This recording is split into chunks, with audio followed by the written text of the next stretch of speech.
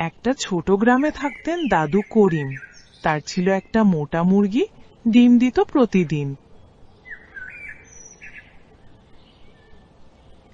গ্রামের সবাই বলতো দাদুর মুরগিটা নাকি সোনার ডিম দেয়, দাদুর মুরগিটা নাকি সোনার ডিম দেয়।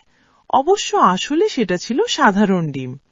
এক রাতে পাশের গ্রামের এক চোর ঠিক করলো আজ সে সেই সোনার ডিমওয়ালা মুরগিটা চুরি করবে।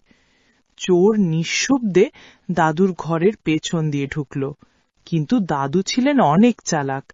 তিনি মুরগির খোপে একটা টেপ রেকর্ডার লাগিয়ে রেখেছিলেন, যেটা প্রতি মিনিটে বলতো, ধরো চোর ধরো।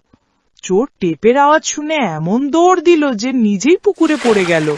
পরদিন দাদু বললেন হাসতে হাসতে, দেখলে তো আমার মুরগি শুধু ডিম না, চোরও ধরে।